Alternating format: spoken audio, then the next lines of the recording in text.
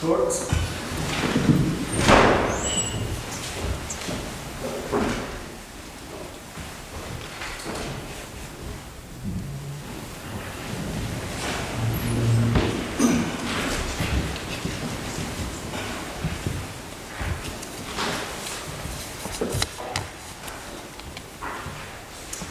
This is a reclaiming motion before the First Division between Penrith Rail and Penny Parsiple. The agreed facts are as follows. Percy Parsiple was a passenger on a Penrith Rail service from Perth to Peterhead. Penrith Rail is a limited corporation registered in Scotland. Conductor Chico Childress is an employee of Penrith Rail. En route to Peterhead, conductor Chico Childress conducted a routine ticket inspection.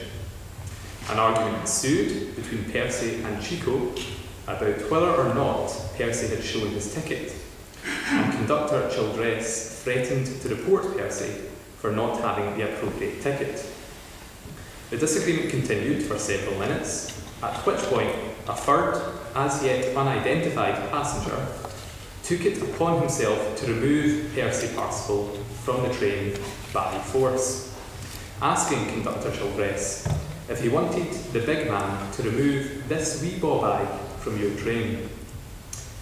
Chico did nothing to interfere, and the big man did throw Percy off the train at an unnamed rural train station miles from any amenities. Chico made no affirmation, but neither did he try to stop the big man from removing the passenger. The train continued its journey north without Percy.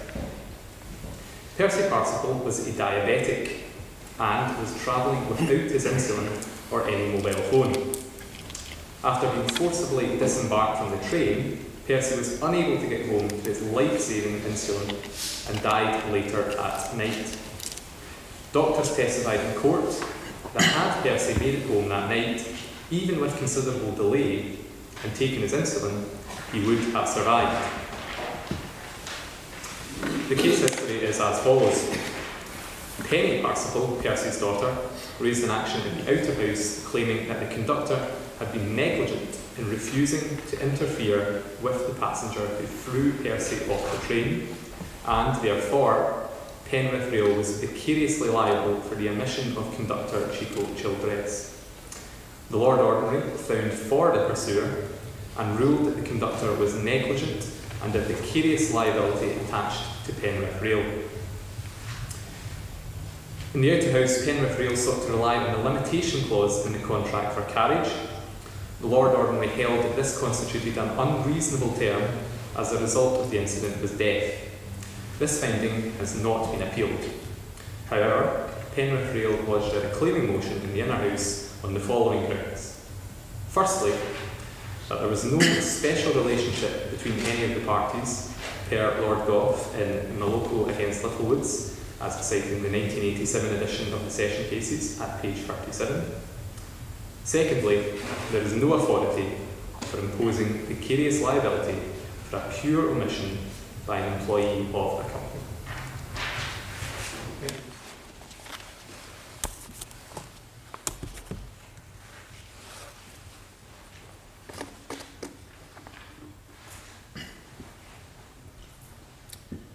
Good evening, my Lord.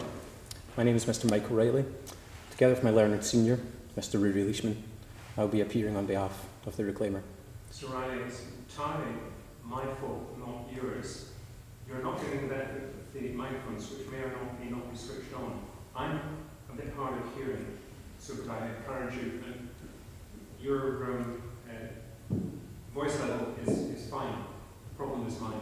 Maybe just speak a little. No problem, my Lord. A little louder. My learned friends across the bar, Mr. Cameron Smith and Mr. Chris Miller, will be representing the respondent. I will address your Lordship on the first ground of this reclaiming motion, that there is no special relationship between any of the three parties. In doing so, I will be making two submissions. My Lord, please find enclosed a copy of the Reclaimer's skeleton argument at tab 2 in our bundle. I will be dealing with my submissions in this order.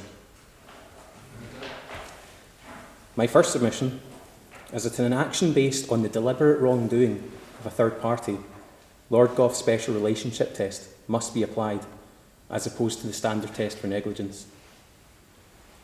I will then submit that such actions must be approached very restrictively, with Lord Gough providing only a few special circumstances where one may be held liable for another's wrongdoing. May it please your Lordship, I shall now advance to my submissions proper.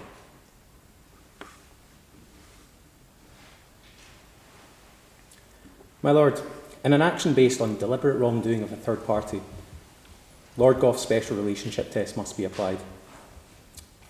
In the case before us today, Mr. Childress was conducting a routine ticket inspection.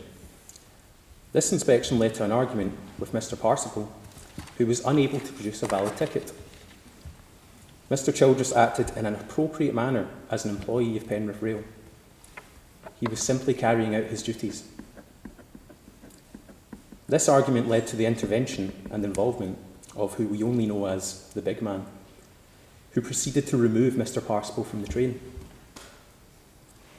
The death of Mr. Parsiple was caused by the deliberate wrongdoing of the big man. This man has no official relationship with Penrith Rail and therefore intervened as a third party. In Malacco against Littlewoods Organisation Limited, Just before we go any further, Mr. Ryan, you described Mr. Childress carrying out his duties. Just very briefly, how would you encapsulate the duties of a conductor that Mr. Childress was carrying out? as a frequent train traveller, my lord, I would say that the duties of a train conductor simply involve moving up and down the carriages, inspecting tickets. And if one passenger does not have a ticket, it is up to the conductor to challenge this traveller.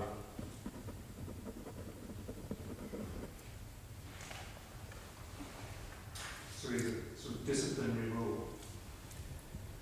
I wouldn't even say a disciplinary role, my lord.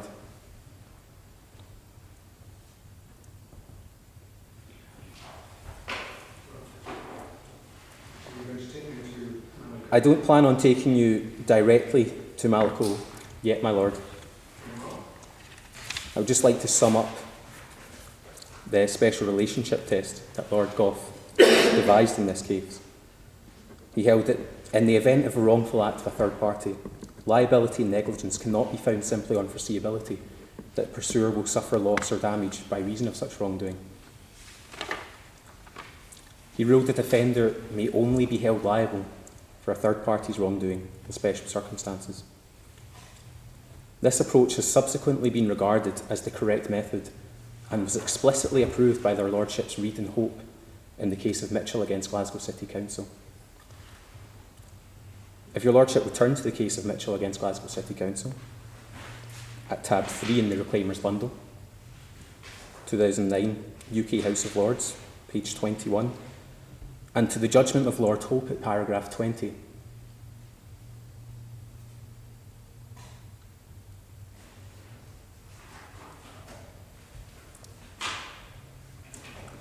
And it's 6 lines down in the paragraph, my lord. At I agree.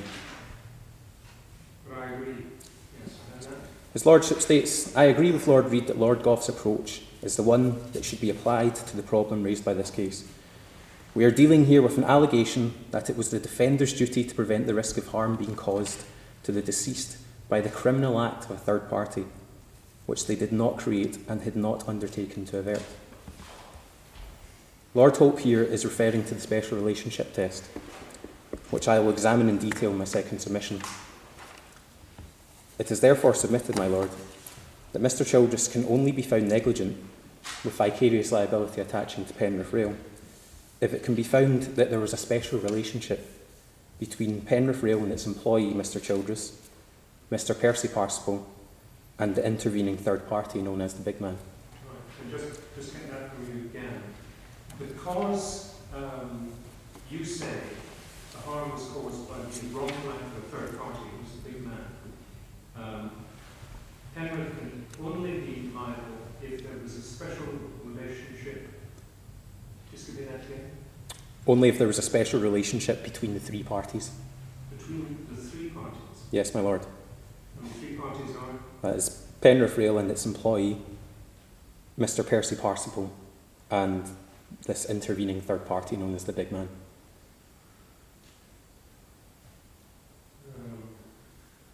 right, we'll just get counting of that. Three parties are Penrith Rail and Mr. Childress one party for this. Yes, my lord, because the negligence is attached to Penrith Rail as a result of So we're looking for Mr. Childress's actions. among the three parties.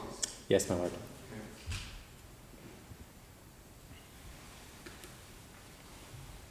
Yes. I shall now proceed to my second submission. Please, your lordship. And This is that actions such as the one before us today. So, right. So first step, there must be a special relationship. Yes, my lord.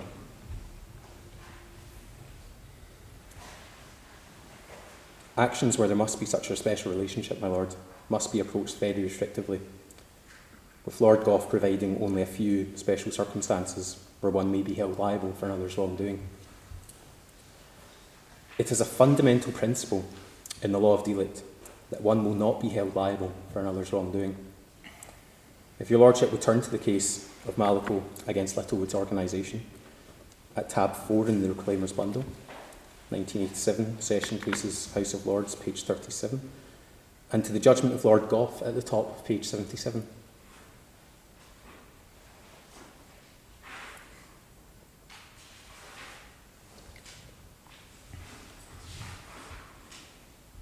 Have it, yes.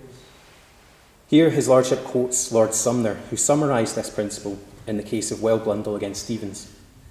He stated, in general, even though A is in fault, he is not responsible for injury to C, which B, a stranger to him, deliberately chooses to do. His lordship then analysed this principle by stating 3 lines down at it also expresses a general perception that we ought not to be held responsible in law for the deliberate wrongdoing of others. With this said, my lord, it is my submission that Mr. Childress should not be held responsible for the deliberate wrongdoing of the big man. Lord Gough proceeds in the next paragraph down in the case of Malacco and provides that there are special circumstances. There are special circumstances in which a defender may be held responsible in law for injuries suffered by the pursuer through a third party's deliberate wrongdoing. The first circumstance he outlines, my lord, is when the defender imposes or assumes responsibility for the pursuer.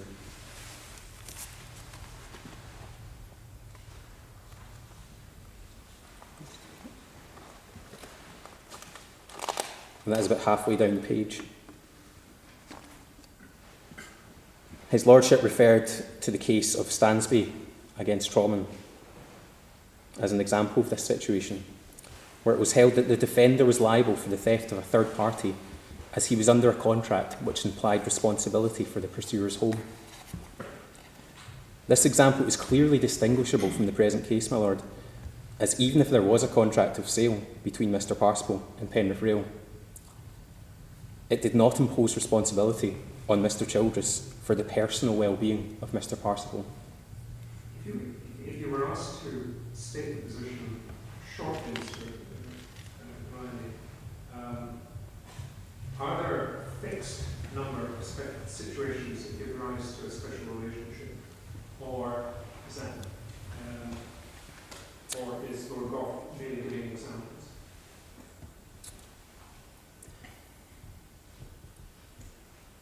It would be my submission that Lord Gough has provided us with very broad examples. Right. You have another minute, Mr. Riley, to finish your question. Much obliged, my lord. As I was saying, my lord, these are very broad examples.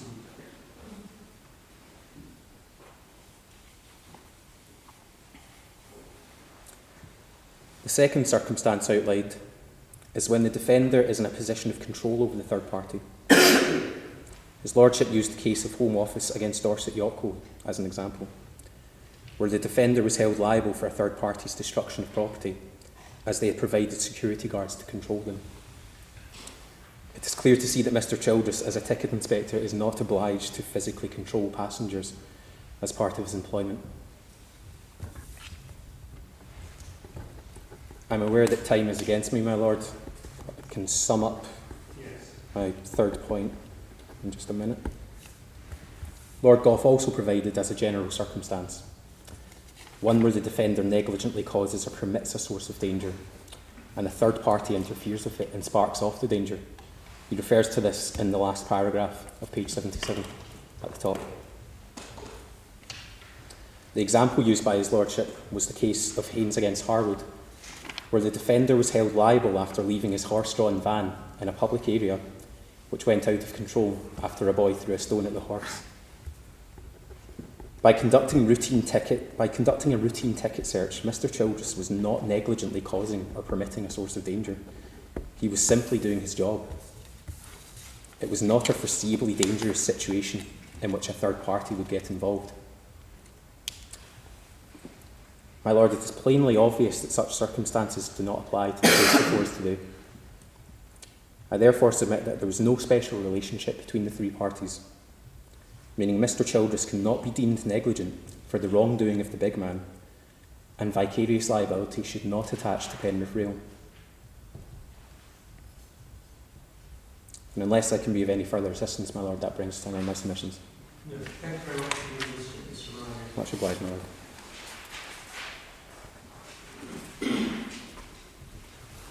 Mr. Smith, if you just look at all your search for some minutes.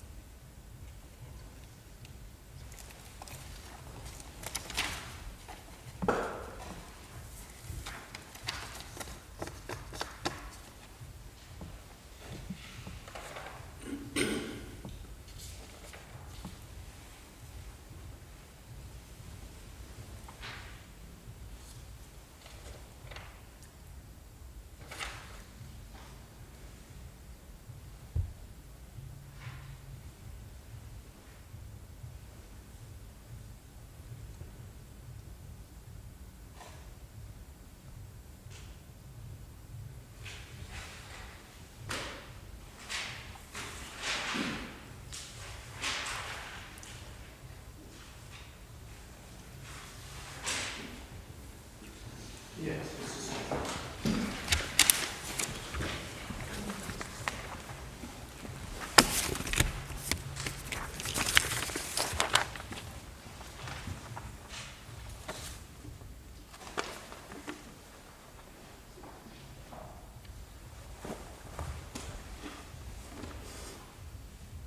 My Lord, this evening I shall be presenting one grounded response to the submissions advanced by Mr. Riley on behalf of the appellant.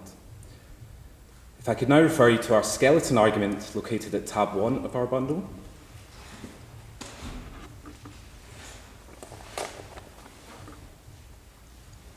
Yes, I heard that.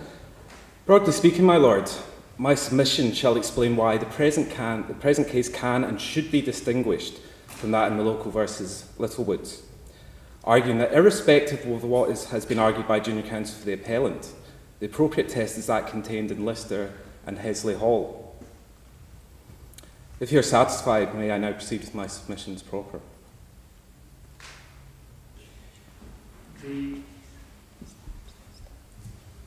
At this point, Mr. Smith, are you dealing with whether or not there was a duty owed by Mr. Childress, or is your focus on whether there was liability, assuming there was a duty ruled by Mr. Childress whether there was vicarious liability for Our focus will be. his actions or inactions.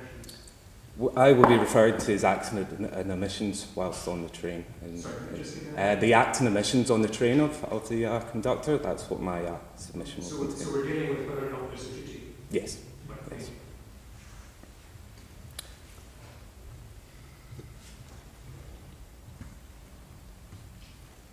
you. Yes. The present situation, my Lord, turns on the condition of whether an act or omission of a third party can render a company vicariously liable to a victim.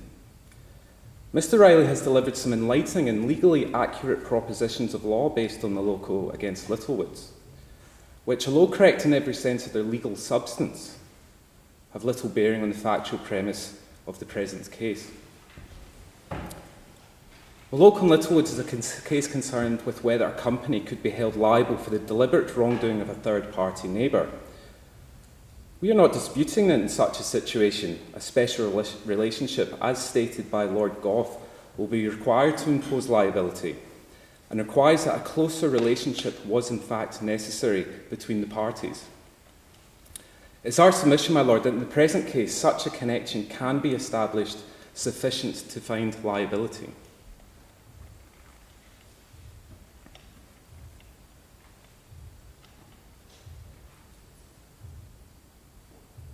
The present case does not, as in Maloko, involve whether an employer is liable for the actions of an unknown third party. Rather, it concerns whether an employer is liable for the actions of an employee. In this situation, there was not simply mere foreseeability, which was so pivotal to the outcome in Maloko, but rather a direct relationship between employer and employee. Now, to emphasise the corollary of this distinction, I would like to direct your Lordship to the case of Lister and Hesley Hall, located at tab 4 of our bundle.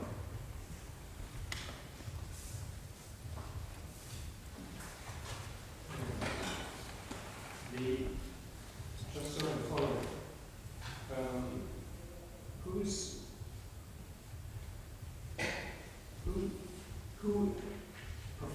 just to see it in front of you, what was the critical act on your approach?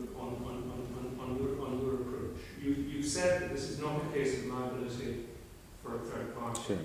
It's liability for Mr. Childress. Absolutely. So what is the critical act or omission? We are referring to his actions while he was on the train. We didn't, as counsel for the appellant, consider that it would be appropriate for the conductor to actually physically intervene in the situation.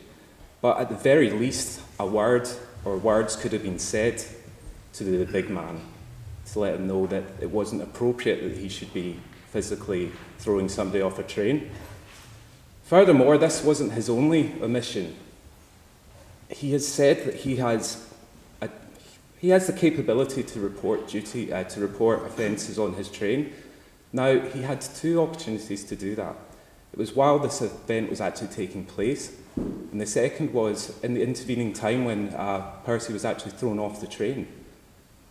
There was ample time that he could have contacted somebody like British Transport Police and explained the situation, and we wouldn't be standing here today discussing this matter.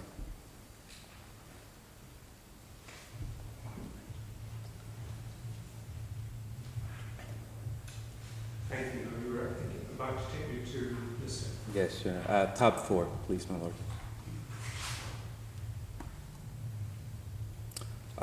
The case you had in front of you was heard in 2001, and it was in the House of Lords. Over a decade after Maloko, and thereby represents a more contemporaneous analysis of vicarious liability, we would submit. In particular, Lord Hobhouse of Woodborough has some enlightening ratio comment located at page 239 of the case.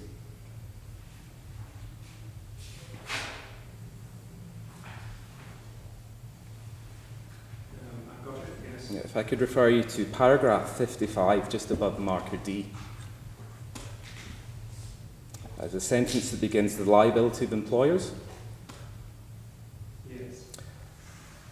The liability of employers is a vicarious liability because the actual breach of duty is that of the employee. The employee is a tortfeasor. The employers are liable for the employee's tortious act or omission because it is to him that the employers have entrusted the performance of their duty. The employer's liability to the plaintiff is also that of a tortfeasor.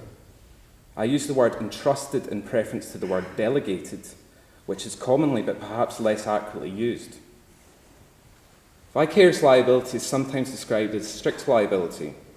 The use of this term is misleading unless it is used to explain that there has been no actual fault on the part of the employers. The liability of the employers derives from their voluntary assumption of the relationship towards the plaintiff and the duties that arise from that relationship and their choosing to entrust the performance of those duties to their servant. Where these conditions are satisfied, the motive of the employee and the fact that he is doing something expressly forbidden and is serving only his own ends does not negative the vicarious liability for his breach of the delegated duty. While I'm not asking your lordship to draw a direct factual analogy between Lister and the present case, I am asking your lordship to recognise that the special relationship identified in Maloko, which has been correctly described by Mr. Riley, need not be applied when such a special relationship already existed by virtue of the close connection inherent within the employer-employee relationship. Well, am I right in thinking that that's a close relationship between Chico and Penrith? Correct, yes. Right. Where does that take you? Well, I would like to point you again to the same case at tab 4, but this time to page 234. And this time it's paragraphs 43 to 45.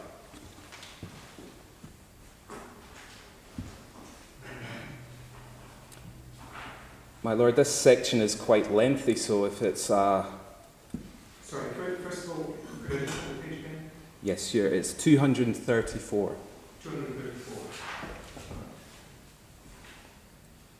Possibly if you just give me the proposition. Well, I would like to just summarise it because it is a lengthy passage. Lord Clyde here sets out the criteria to be applied when determining whether the acts or omissions of employees fall within the scope of the employment in question. There's 3 elements to this test. The first is, in considering the scope of the employment, a broad approach should be adopted. While consideration of the time and place at which the acts occurred will always be relevant, they may not be conclusive. And while the employment enables the employee to be present at a particular time and place, the opportunity of being present at particular premises whereby the employee has been able to perform the act in question does not mean that the act is necessarily within the scope of the employment. Now, I would like to, I'm aware time is getting a little bit short, so I would just like to take you through this test and apply it to the current case. Firstly, we take a broad approach. This is a ticket inspector, inspecting tickets on a train, who has been identified as having the capacity to report incidents. With the best will in the world, it's difficult to imagine activities that are so closely connected to the scope of one's employment as these are.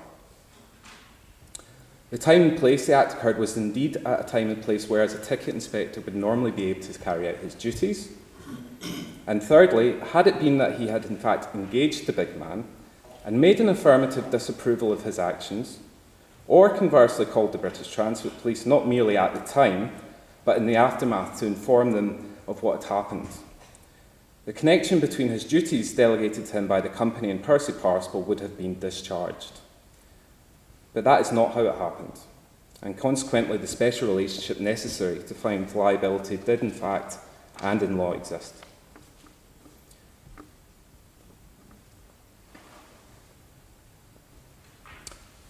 In summary, my lord, I'm asking you to quash this reclaiming motion, realising that the incorrect test was applied at first instance, and that for the reasons stipulated in my submission, that a special relationship existed between Penrith Rail and Chico Childress, rendering it fair, just and reasonable to impose vicarious liability on Penrith Rail. Your concentration is on the nature of the task that he was engaged on. That was correct. At the time when you say he had the opportunity either to speak to the big man, Yes. or contact transport. Absolutely. Can I be of any further assistance, my lord? If not, that concludes my submissions. Thank you. Thank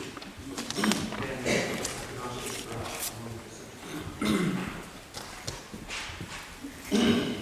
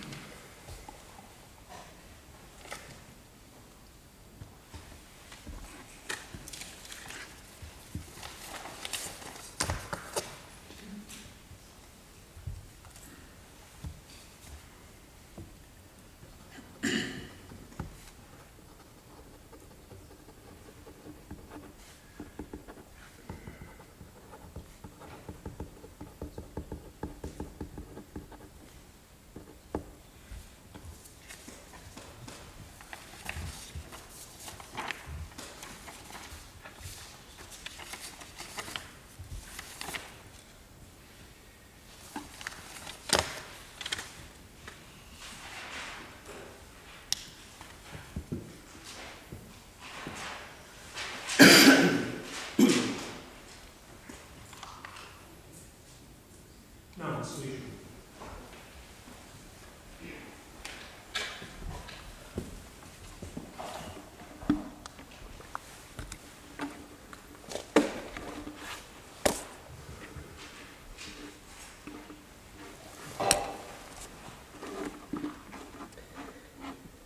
My Lord, I shall make two substantive submissions today.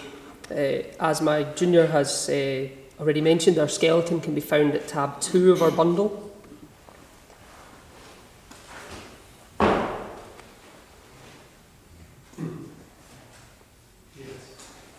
My first submission is that it is a fundamental principle that the common law does not impose liability for what are called pure omissions. The present case it is submitted is one of a pure omission, and as such, liability does not attach vicariously to Penrith Rail. Foreseeability of likelihood of harm is insufficient to justify a duty to intervene to protect a person from third-party acts. My second substantive submission is that the social utility of vicarious liability, where it applies, is not a justification for extending it wherever there may be social usefulness in doing so. As vicarious liability is a principle of strict liability, there is a need to keep the doctrine within clear limits, which are not infinitely extendable, and there are strong public policy reasons not to compel an individual to act as my brother's keeper. Please, Your Lordship, I shall advance to my submission, my first submission.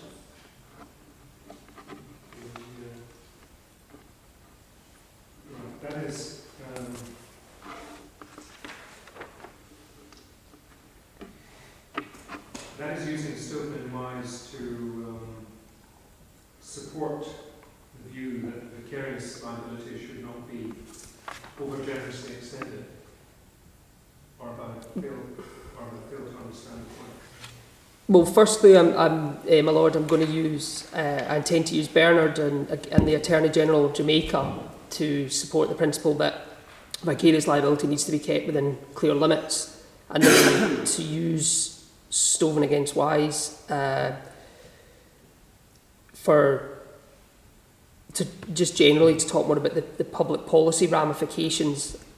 Probably will tie in with Mitchell against Glasgow City Council to do with that as well. Yes. Okay. My Lord, it may be a trite observation that the common law has taken a hostile view to imposing liability for pure omissions. However, given the disposal of the case at first instance, it is worth re-emphasising that this position is the rule and not the exception. It is therefore follows that what the reclaimer... What is a pure omission? The classic examples, my Lord, are where you come across someone at the beach and they are drowning, and therefore you are not under an obligation, except where you have a duty of care, you're not under an obligation to act. The reason I ask is that it seems to me that to describe something as a pure omission, apparently this happens at this time, this time of day, is really just another way of saying there's no duty. And I'm just wondering what insight is provided to us by saying that there is no liability for pure omissions. Is it not just a bit like saying there's no liability where there's no duty, or there can be no breach where there's no duty?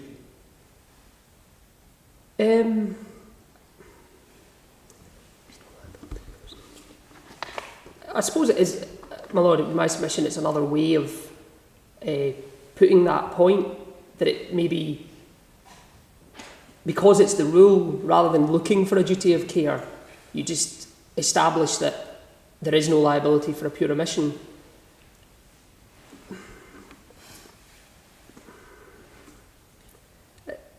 It is maybe, my Lord, just another way of looking at the problem, really relating to the duty rather than the liability. However,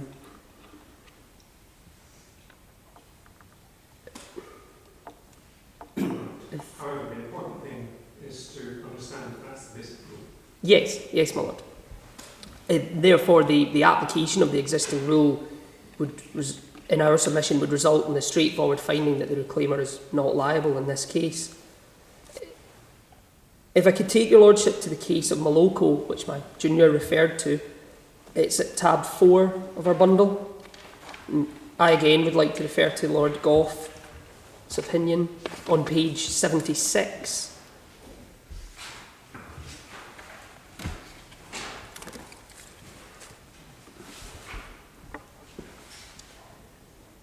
So it's these.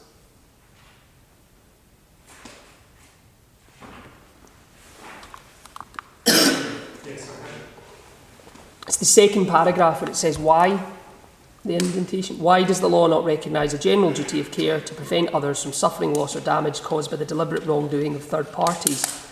The fundamental reason is that the common law does not impose liability for what are called pure emissions. It's submitted, my lord, that, as your lordship's already alluded to, we draw a vital distinction between the concatenation of events that took place before and after the big man intervened, because at this point, this is where the pure emission happens in our submission, because of the position of the parties changes after this point. As my junior has already submitted, Mr. Childress was entitled to make inquiries about Mr. Parsible's ticket. It is an entirely ordinary part of his job, something which he likely does many thousands of times a year. It is submitted, therefore, that this is not a negligent course of conduct that created a risk. To suggest otherwise would imply that every time Mr. Childress asks someone for their ticket, he would be creating the potential for a third party to assault a passenger. I just want to briefly return to my local, my lord, to page 77, again, Lord Gough. And although my junior has slightly touched on this, it's at the top of page 77. In general, even though he is at fault, he's not responsible for injury to sea, which be a stranger to him deliberately chooses to do. This dictum may be read as expressing the general idea that the voluntary act of another, independent of the defender's fault, is regarded as a novus actus interveniens, which, to use the old metaphor, breaks the chain of causation.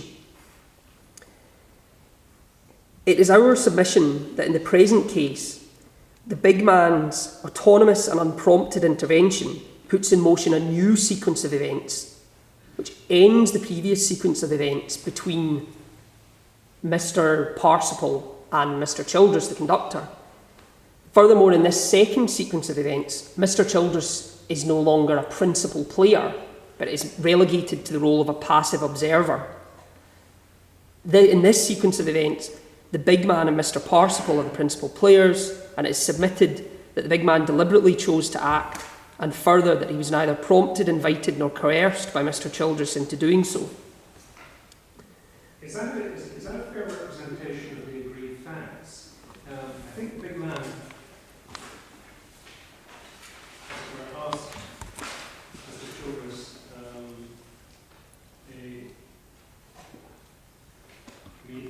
he asked if he wanted the big man to remove this wee ball bag from your tray.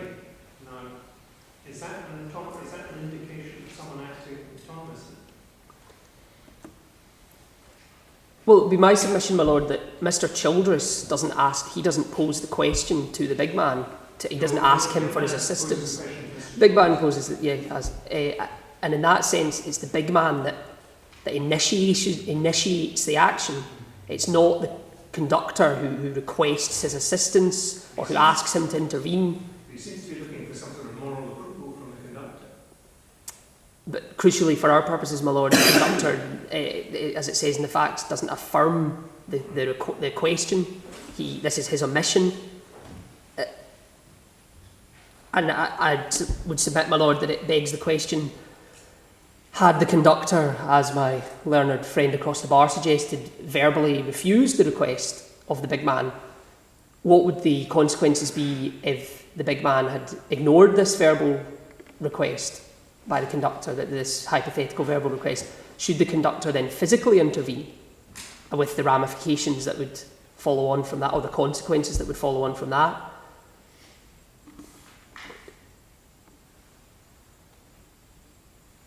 It is our submission, my lord, that another significant ramification which flows from the big man's actions is that a failure to prevent harm, the risk of which was created by other parties, cannot be the cause of the harm that ensues.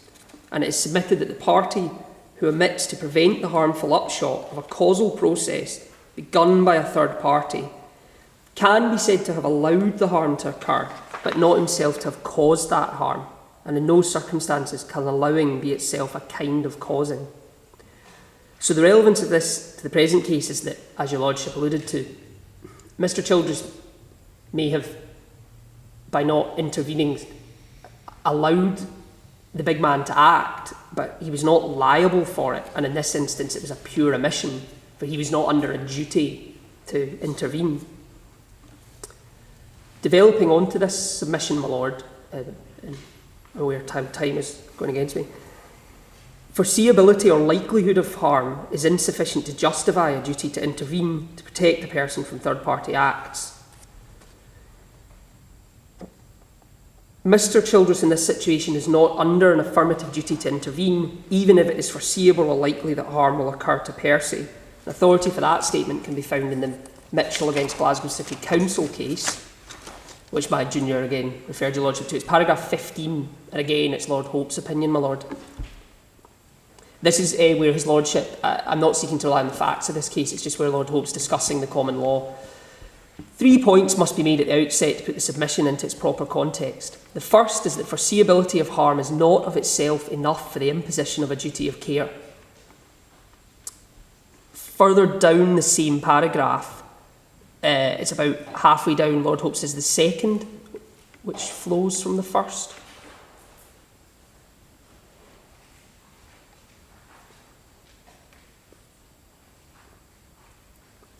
Should be at tab 3, sorry, it's paragraph 15 of that case. Paragraph 15, sorry.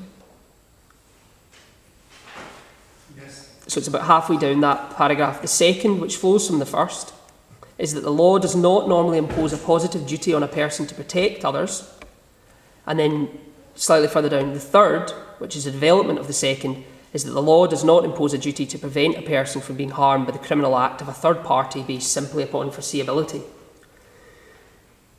So it's our submission that although this is a council authority case, the circumstances that Lord Hope and Lord Brown refers to as well, my Lord, in his judgment are of general application, since they describe the situations where common law principles may give rise to a positive duty to protect.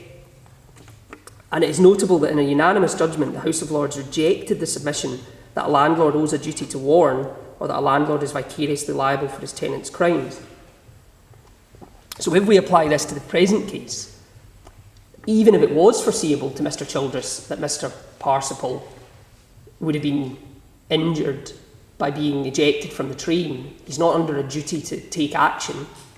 Neither is, as my Lord Counsel across the bar suggested, he should have contacted the police. He's not under a duty to warn anyone about a danger.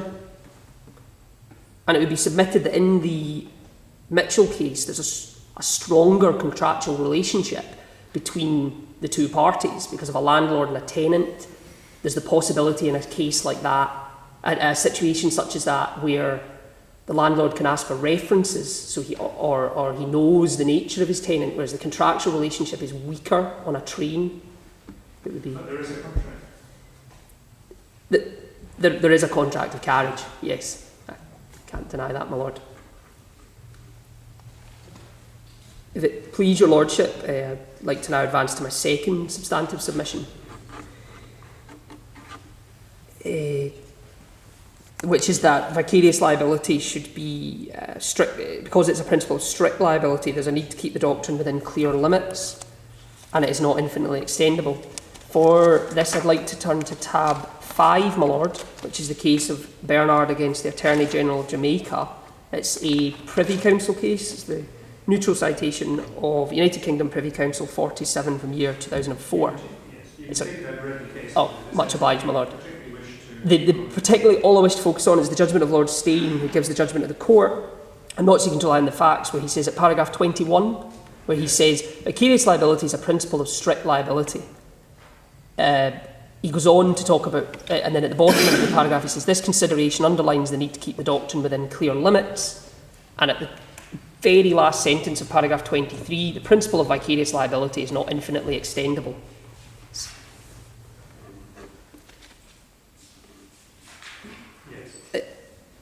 It is this warning that I respectfully urge the court to heed. Building on my first submission that the omission was a pure omission and there is no authority for imposing vicarious liability for a pure omission by an employee, it is my submission that to extend the law in this way would be an unnecessary and unwarranted extension of the law. Such an extension, I submit, would be beyond the scope of the incremental approach advocated by the House of Lords in Caparo against Dickman. It's neither analogous to a previously decided case, nor would it be fair, just and reasonable to do so. I'm aware time is against me, my lord, and just... Much obliged, my lord. The assertion that there is a duty to act in this case, my lord, is deceptively simple, but the implications of saying that there was a duty to act are complex and far-reaching. Now, the action at first instance was raised on the grounds that Mr. Childress was negligent for refusing to interfere. However, it is my submission that this raises a number of serious questions. For example, who should be placed under affirmative duties? Anyone who witnesses another person in distress, or anyone who becomes reliably aware of the danger? What degree of danger can we expect the rescuer to submit himself to? Danger to life, serious danger? And even on this point, my lord, Lord Gough, in the Maloko judgment, when he does a comparative analysis of continental law, where there is an affirmative duty, notes that in a recent French decision, there was no duty to act where there was a danger to the defendant or a third party. And they seem to keep it in a tight confine as well, even where there is an affirmative duty to act. And furthermore, my lord, very briefly, if we create an obligation to act, then it logically follows that we must create consequences for inaction. And the question is, what should they be? Civil, criminal, or both? What rights should be given to those whom the law obliges to act like good Samaritans? It may appear that I'm being disingenuous, my lord, but I assure you that I'm not, for I submit that these are serious questions that would have to be not only considered, but answered.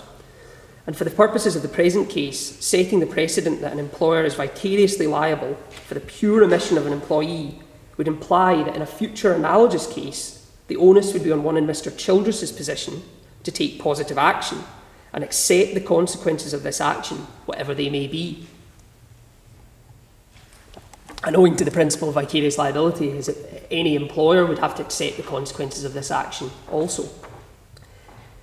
To conclude, my lord, for the reasons that I have given, I invite the court to recall the Lord Ordinary's interlocutor and uphold the reclaimer's motion. Unless I can be of any further assistance to your lordship, that would end my submissions. Much obliged, my lord.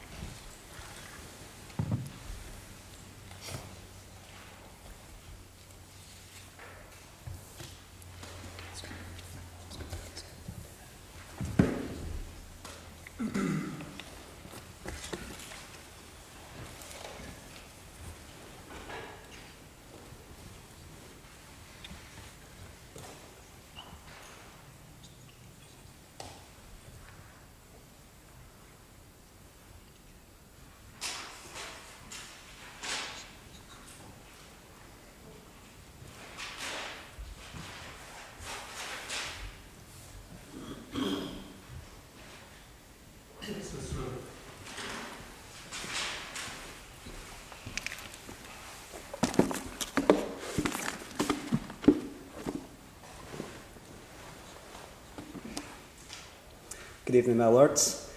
This evening I would like to begin by making a brief response to the submissions of Mr. Leishman. Mr. Leishman's entire argument is based on the premise that in the present case it is an example of a pure omission.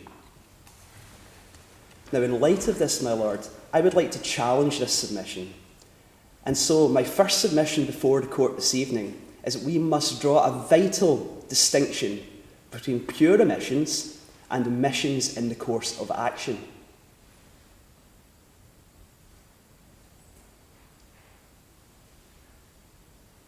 Now, having made this distinction, my lord, I then attempt to apply the conventional rules of delict to the present case to show that there was a direct duty of care between Penrith Rail and Percy Parsiple, which was consequently breached due to this omission in the course of action. If you're satisfied, my lord, may I now proceed with my submissions? Can I ask you this question, Mr. Miller? Is that the basis upon which you succeeded in the court below? It is not the basis, my lord, but it's I intend. Is this perhaps not somewhat alternative approach? I think you succeeded below on the basis that Childress put a duty, and you'll correct me if I'm wrong, which he breached, and therefore Penrith are vicariously liable.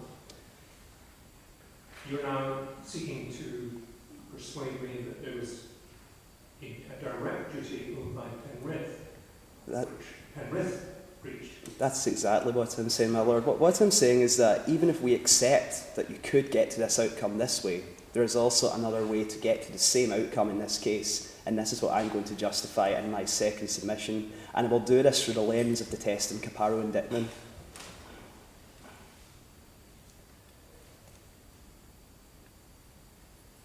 Right, just wanted to make sure where we're. If you're satisfied, my lord, may I now proceed?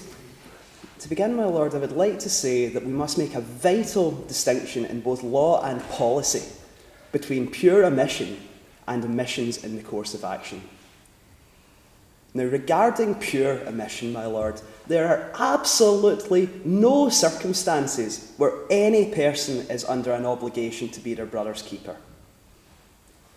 There are absolutely no circumstances where anyone is required to commit a positive act to intervene to save another.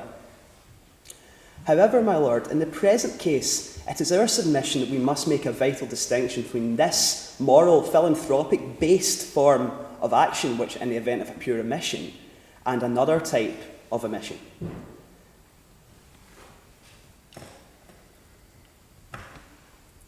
Now, to support this proposition, my lord, I would like to direct you to the case of Stoven and Wise, and you will find this located at tab 5 of our bundle.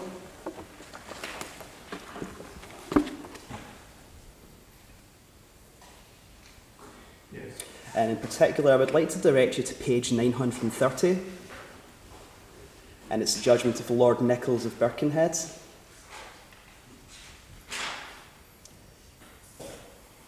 And at the top of the page, my lord, there's a line beginning the distinction.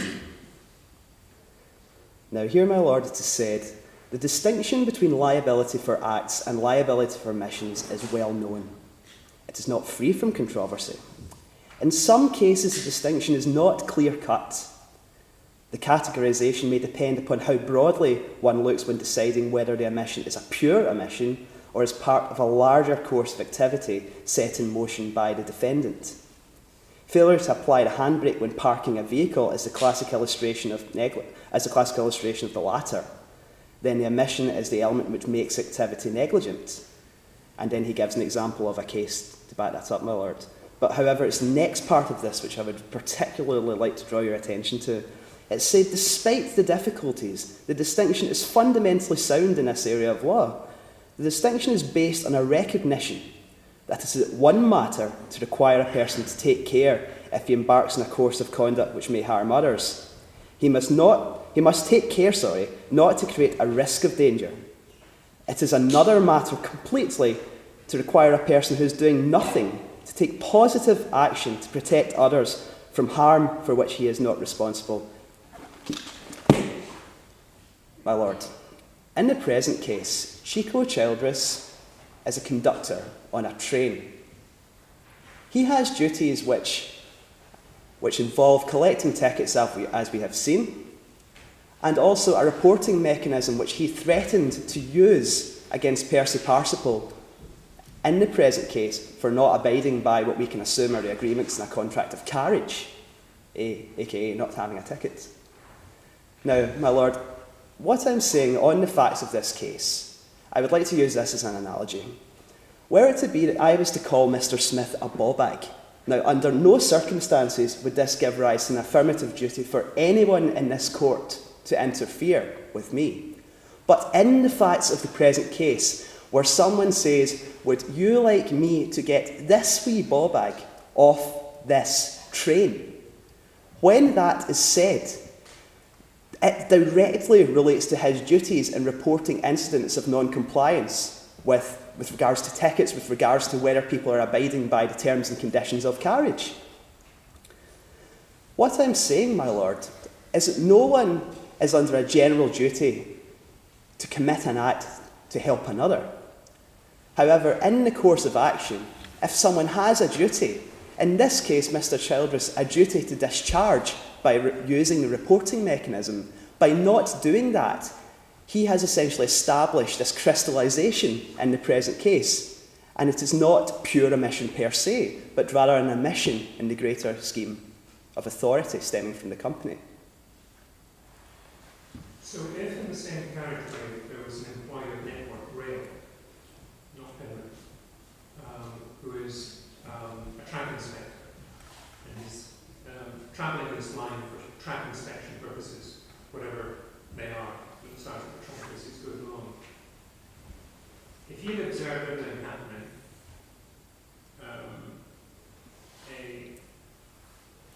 do you say that you would be able to sue Network Rail? I do not submit that, my lords. What I say is that the duty... What I'm asking is, would you make a distinction between suing Penrith as the employer of Childress as opposed to suing Network Rail as the employee of... If it's a separate company, yes. Right. And the reason? The reason I would do this, my lord, I will actually explicitly address in my second submission, but would you like me to address it right now? Just as whatever suits you best. I would rather do it in my second submission in the interest of coherency. Thank you, my lord. So overall, to conclude my first submission, in the present case, at this point in time, there was in fact a crystallisation of an obligation. Now, by refusing to even use the reporting mechanism, he in fact did not exercise his duty, and as a result of that, the creation happened of an unsafe event. And it is through this omission, which is not a pure omission per se, but it is in fact an omission in a chain of action. So to conclude my first submission, I would like to ask you to make this vital distinction between pure omission and omission in the course of action.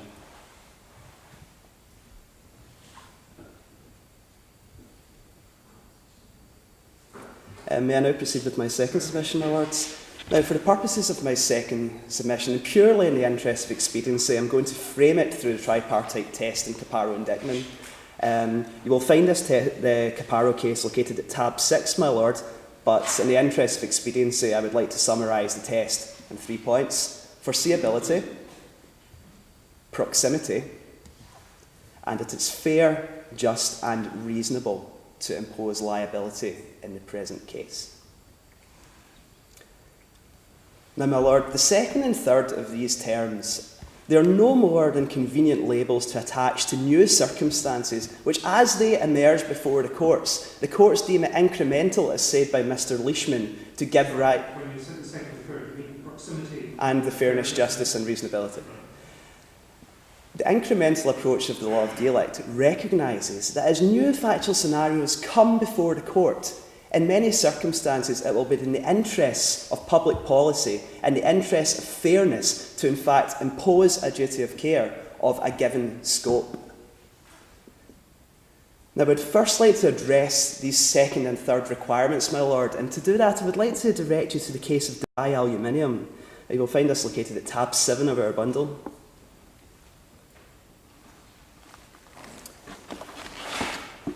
I'm not relying on any factual analogy, my lord, with this case. However, I would like to direct you, in particular, my lord, to page 377, with the judgment of Lord Nichols of Birkenhead. Now, what I would like to draw your attention to the line, whether an act or omission.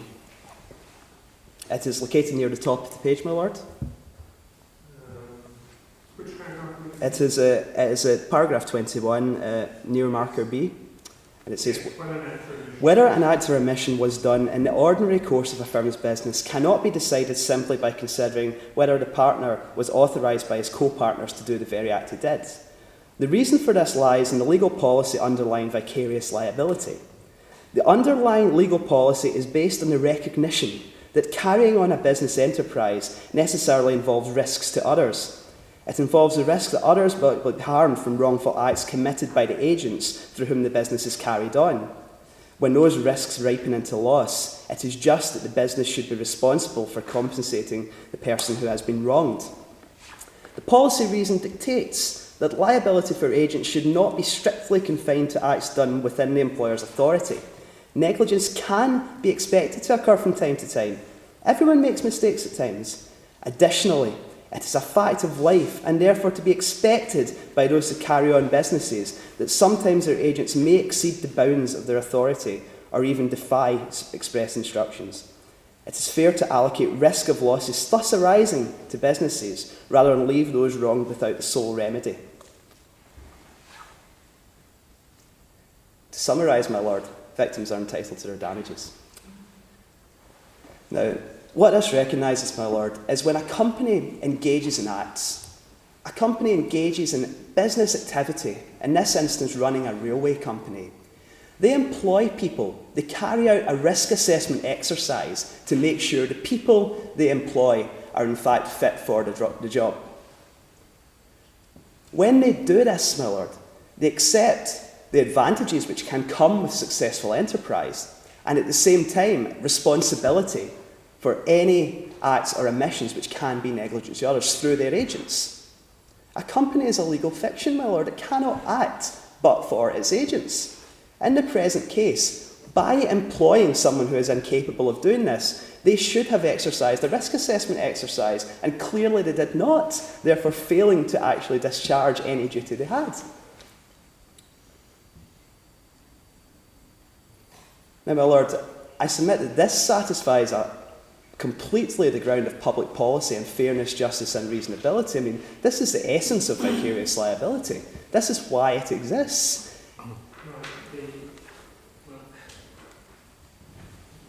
Again, just so that I'm keeping up. As a matter of generality, if the employee is carrying out the duties of his employment, one would assume the employer is vicariously liable. Well, not unless they perform a negligent action in the course of their duties. As you say. Now, we get into this by you reminding me of the three requirements of the assistance and duty of care set out in parallel. Mm-hmm. So just where have we got in the argument? Well, so far I'm just saying it's fair, just and reasonable. Right. I'm saying that victims should be entitled to their damages in the present case. They should be entitled to a remedy. Whether they get a remedy is another matter, and that's what I'm about to address. And I mean, what I'm saying, my lord, is in the present case, this satisfies the third part of the Caparo test. And I now intend to quickly direct you to my final authority to show you how the rest of it would apply. If I could direct you to the case of Meridian, you will find this at tab 8 of our bundle. And in particular, I'd like to direct you to page 506. And now near the bottom of the page, you will find a paragraph that says, these primary rules of attribution. And this is a judgment of Lord Hoffman. And it's roundabout marker F, my lord. Yes, this These primary rules of attribution are obviously not enough to enable a company to go out into the world and do business. Not every act on behalf of a company could be expected to be subject to a resolution on the board of unanimous decision of the shareholders. The company therefore builds upon the primary rules of attribution by using general rules of attribution which are equally available to natural persons, namely the principles of agency. It will appoint servants and agents whose acts by a combination of the general principles of agency and the company's primary rules of attribution count as the acts of the company. And having done so, it will also make itself subject to the general rules by which liability for the acts of others can be attributed to natural persons, such as estipel or ostensible authority and vicarious liability in tort. I'm aware time has elapsed now. Take a final minute, Mr. Miller. What I would like to say, my lord, under this, in the present case, there is an agency agreement in place. If a company employs someone and that person, in fact, goes about doing their business in such a way which is negligent to others, by virtue of the fact that the principal has assumed and granted ostensible authority to an agent to act in a certain way, if by using this as a means to which to commit a negligent act, in this case, an omission in the course of action, then there is no reason in terms of the latter two legs of the Caparo test why in this case it should not be satisfied. Now, with regards to the foreseeability aspect, my lord, this leads me right back to my first submission.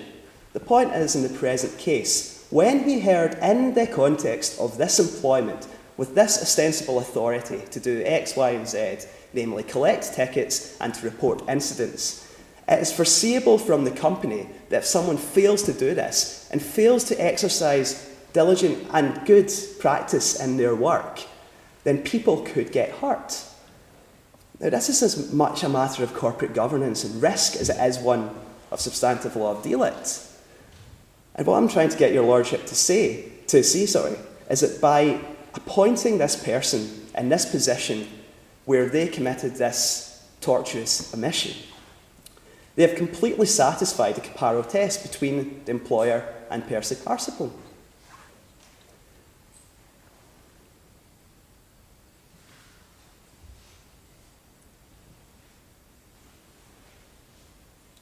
If you are satisfied, my lord, this concludes submissions. Thank you very much indeed, Mr. Miller. Thank you very much, gentlemen, for your submissions in the case. I will rise for what I'm told should be no more than 10 minutes. And I return now to make a decision and review from the court.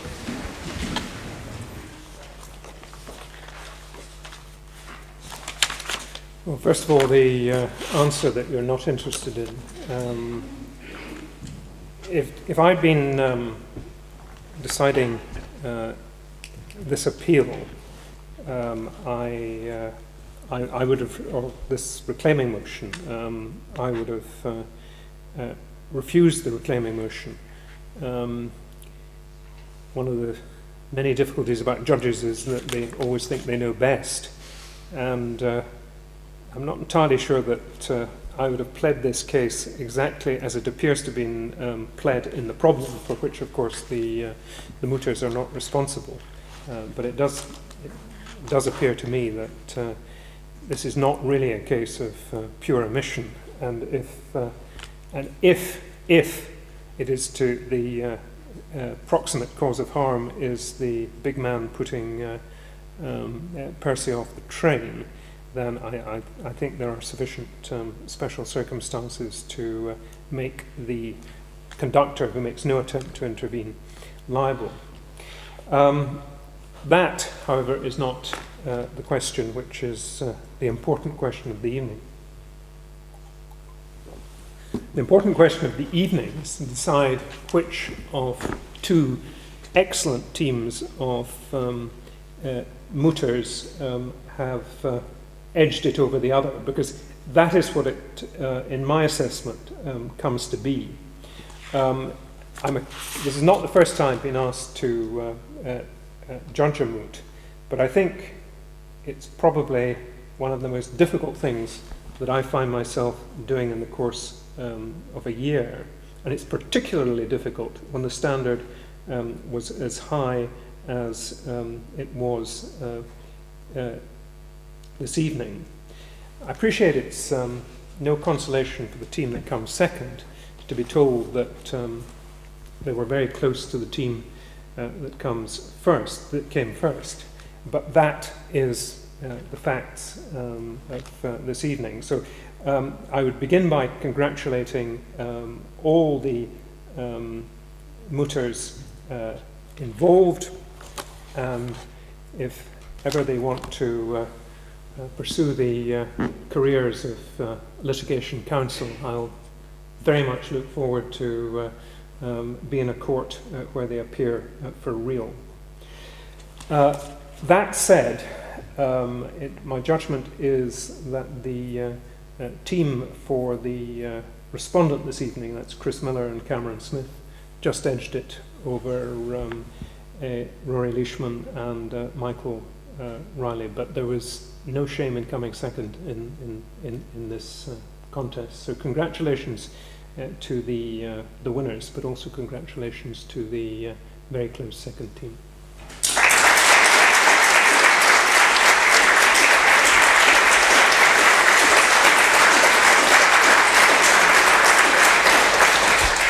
Now I understand there's prizes. They may be on the bench.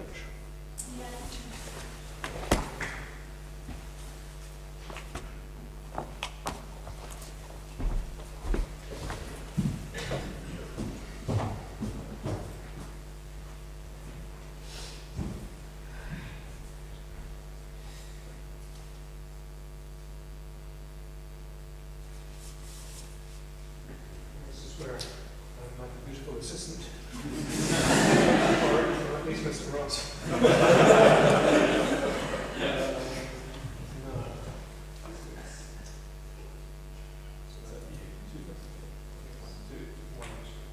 So,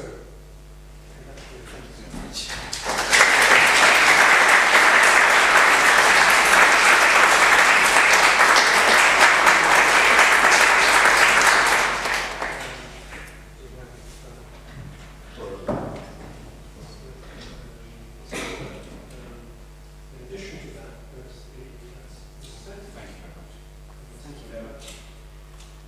and two very worthy runners-up.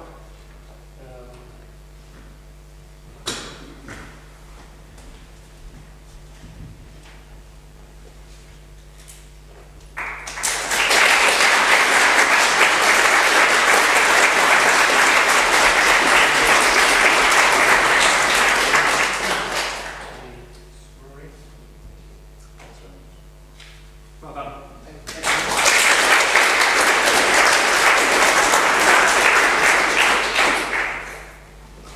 My Lord, ladies and gentlemen, it's my pleasant duty as the senior professor of the law school to give the vote of thanks. And I want to thank all who were involved tonight. First of all, to you, the audience, for coming along, and especially the parents and friends, to support your student finalists. Next, to thank our sponsors, W. Green, for the prizes. Then to thank photographer Graham, Alan Thompson, the court manager and his staff, and to the organiser of tonight, Carol Hutton, Cara Smeaton and Chris McCorkin. Of course, to get to the finals, you have to have earlier heats, and I'd like to thank all the students who took part in those earlier heats, to Ben Shepherd and the Mooting Society that supported them, and to all the other students, the staff, the solicitors, the advocates and sheriffs, Miller and Mackey, who judged the earlier heats. Finally, thanks are due to Andrew Ross, our experienced clerk of court, to the Moot finalists themselves, because Messrs.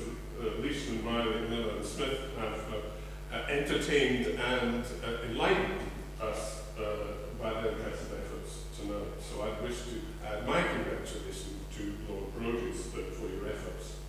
But above all, I want to thank our judge, Lord Brodie, for his patience, his humour, his diligence and his gentle probing, and his perspicacity in handling and determining the mood tonight. So thank you very much, everybody, and thank you, Lord Brodie.